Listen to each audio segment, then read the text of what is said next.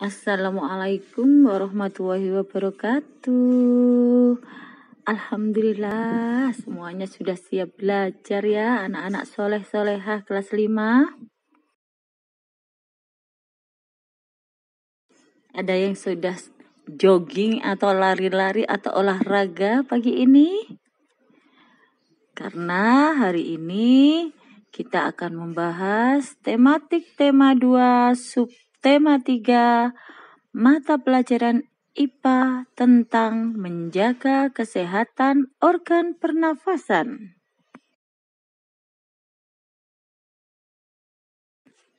Baik, kita mulai dengan bahaya kabut asap dan cara mengatasinya. Kabut asap sendiri berasal dari kebakaran hutan yang sangat hebat, sehingga menyebabkan asap yang dihasilkan pun sangat luar biasa. Dan apa saja bahaya kabut asap bagi kesehatan kita? Yang pertama, kabut asap dapat menyebabkan iritasi pada mata, hidung, dan tenggorokan. Seperti kalian jika membakar sampah dan di dekat kalian ada di dekatnya, maka kalian akan merasakan pedih karena asap tersebut. Yang kedua, kabut asap dapat menyebabkan reaksi alergi, peradangan, dan mungkin juga infeksi. Seperti kalian batuk-batuk di dekat pembakaran tersebut, itu termasuk reaksi alergi ya.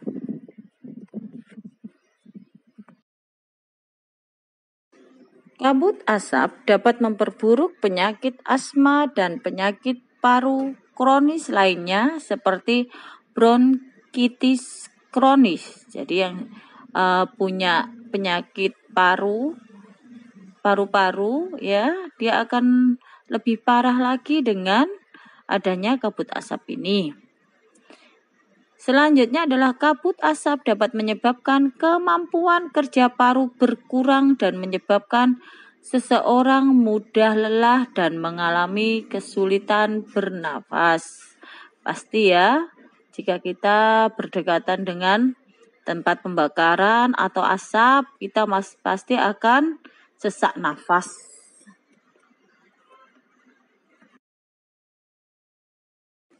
Kabut asap selanjutnya dapat menyebabkan orang yang lanjut usia atau yang sudah sepuh dan anak-anak yang balita atau masih kecil yang memiliki daya tahan tubuh rendah akan lebih mudah mengalami gangguan kesehatan.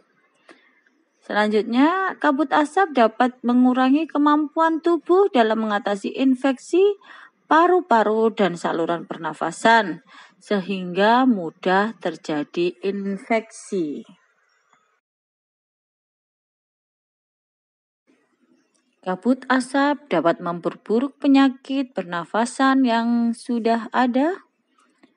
Kabut asap dapat menyebabkan polusi pada air bersih, tanaman, sayuran, buah-buahan, dan makanan yang tidak tertutup.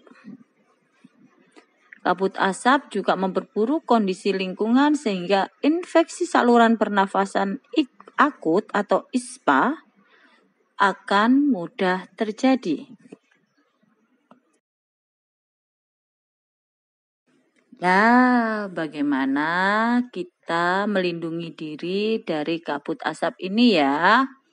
Yang pasti harus menjaga kelestarian hutan. Karena kebakaran hutan itu dapat disebabkan oleh alam juga oleh manusia. Tapi jika sudah ada atau sudah terjadi, apa yang harus kita lakukan? Yang pertama, hindari atau kurangi aktivitas di luar rumah atau gedung, terutama bagi mereka yang menderita penyakit jantung dan gangguan pernafasan. 2. Selalu memakai masker jika harus pergi keluar rumah atau gedung. Pakailah masker dengan benar untuk menutupi hidung dan mulut. 3. Minumlah air putih lebih banyak dan lebih sering agar debu atau partikel halus yang menempel pada tenggorokan larut dan masuk ke dalam pencernaan sehingga ikut terbuang bersama kotoran. Selanjutnya, apabila terjadi hal-hal yang tidak diinginkan, segeralah berobat ke dokter atau sarana pelayanan kesehatan terdekat bila mengalami kesulitan bernafas atau gangguan kesehatan lain. Segeralah melakukan perilaku hidup sehat seperti makan makanan bergizi, banyak minum, banyak mengonsumsi buah, jangan dekat-dekat orang merokok, dan istirahat cukup.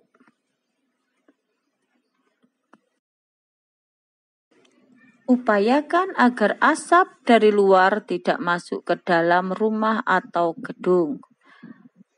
Tempat penampungan air minum dan makanan harus ditutup dan dilindungi dengan baik. Buah-buahan dan sayuran dicuci sebelum dikonsumsi. Bahan makanan dan minuman yang dimasak perlu dimasak dengan baik. Selanjutnya kita mempelajari cara memelihara organ pernafasan ya. Yang pertama, menjaga kesehatan organ pernafasan, yaitu dengan cara makan makanan bergizi, berolahraga teratur, istirahat cukup, dan posisi tidur yang benar seperti miring kanan dan jangan telungkup.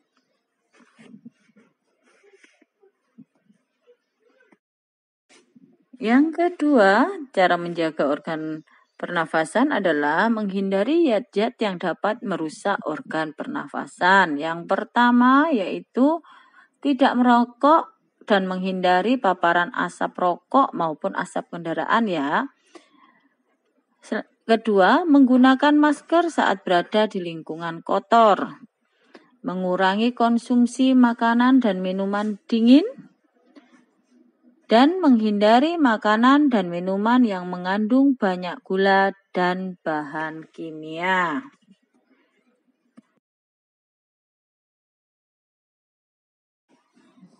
Ketiga adalah merawat organ pernafasan. Yang pertama, membersihkan rongga hidung secara teratur karena bulu halus dan rambut hidung berfungsi menyaring kotoran.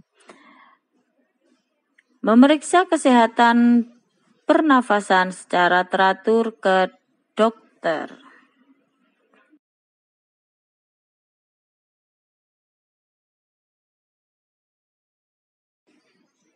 Yang keempat adalah dengan menjaga kesehatan lingkungan sekitar. Caranya adalah membuat sebanyak mungkin ventilasi dalam rumah untuk menjaga sirkulasi udara. Menjaga kebersihan lingkungan seperti membuang sampah pada tempatnya. Membuat udara bersih di lingkungan sekitar rumah dengan menanam banyak tumbuhan hijau. Mencegah ruangan lembab karena virus dan bakteri mudah berkembang.